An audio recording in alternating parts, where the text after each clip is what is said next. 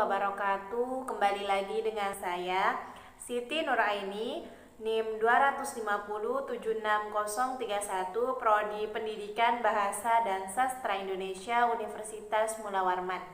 Pada kesempatan kali ini saya akan menjelaskan tentang meningkatkan sikap kritis dalam membaca.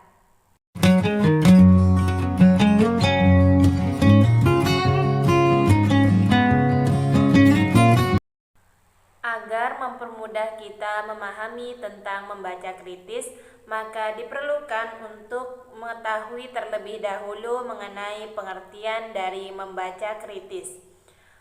Pengertian membaca kritis terbagi menjadi dua. Yang pertama yaitu membaca kritis secara umum, dan yang kedua yaitu membaca kritis menurut para ahli. Pengertian dari membaca kritis secara umum yaitu merupakan kemampuan mengolah bacaan untuk menemukan makna yang terdapat di dalam bacaan, baik makna yang tersurat maupun makna yang tersirat, yang bertujuan untuk mengungkapkan pendapat, mengomentari, dan memberikan kritik atau masukan. Kemudian membaca kritis menurut para ahli yaitu menurut Albert, sebagaimana dikutip oleh Tarigan, membaca kritis adalah sejenis kegiatan membaca yang dilakukan secara bijaksana, penuh tenggang hati, mendalam, evaluatif, serta analitif, dan bukan hanya mencari kesalahan belaka. Membaca kritis menurut Burns yaitu adalah mengevaluasi materi tertulis, yakni membandingkan gagasan yang tercakup dalam materi dengan standar yang diketahui dan menarik kesimpulan tentang keakuratan dan kesesuaian. Selanjutnya ada langkah-langkah dalam membaca kritis, antara lain yang pertama yaitu melakukan survei pada isi buku, kedua yaitu membuat pertanyaan, ketiga membaca, kemudian ada evaluasi dan meninjau ulang. Selanjutnya, mengapa perlu sikap kritis dalam membaca? Yang pertama yaitu untuk membantu dalam memahami suatu tulisan dengan menyeluruh. Dengan membaca kritis, kita melatih diri untuk mengenali tujuan si penulis, mengenali bias-bias yang muncul dalam tulisan, dan memahami nada atau arah emosi yang ingin dimunculkan si penulis. Setelah itu, bagi pembaca kritis, tidak setiap teks mengandung pengetahuan. Pembaca kritis dapat mengidentifikasi pola-pola yang muncul dalam tulisan, baik itu informasi, nilai, asumsi, dan bahasa yang digunakan.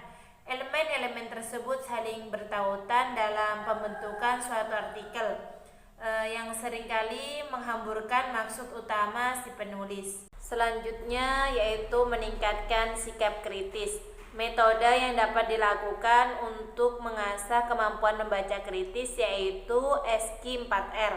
Yang pertama yaitu survei, kedua question, ketiga read dan restart, kemudian review dan reflect. Yang pertama yaitu survei. Survei adalah melakukan scanning terhadap bahan bacaan yang akan dibaca. Yang kedua yaitu question. Pada tahap question ini kita akan mengembangkan pertanyaan-pertanyaan yang mengemukakan bacaan yang akan kita baca. Yang ketiga ada read.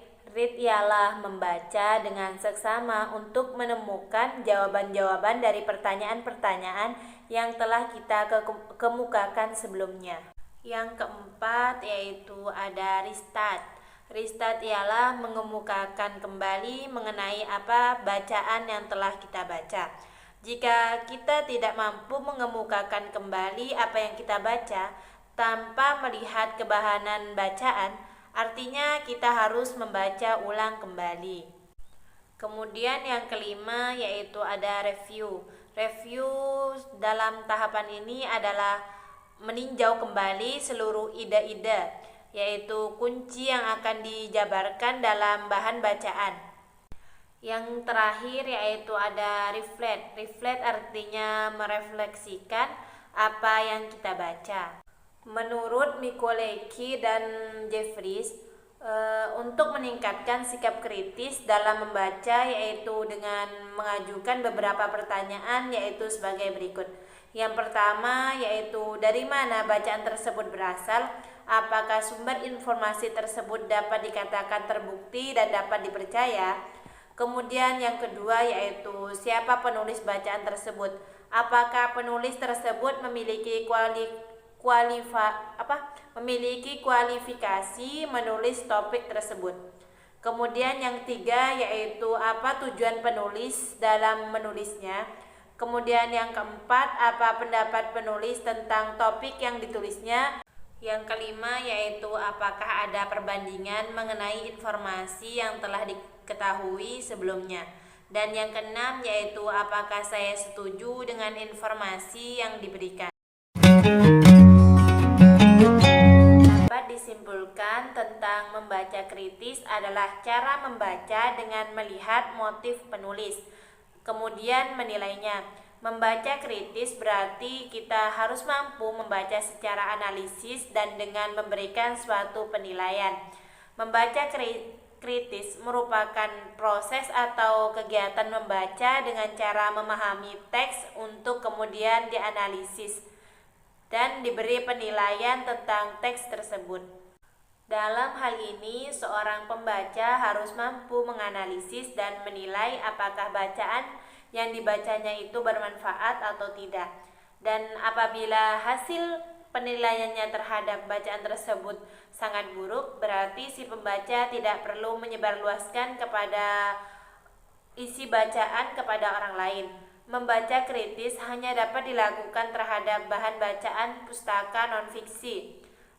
Membaca bahan bacaan fiksi seperti cerpen, novel, atau komik tentu sulit bila harus dibaca dengan kritis, dan bahkan tidak ada alasan untuk melakukannya sebab orang membaca pustaka tersebut itu hanya untuk kesenangan belaka. Dengan membaca kritis, pembaca akan dapat memahami apa yang dibacanya. Demikian tadi mengenai materi tentang meningkatkan sikap kritis dalam membaca yang dapat saya sampaikan. Bila ada kekurangan, saya mohon maaf. Assalamualaikum warahmatullahi wabarakatuh. Sekian.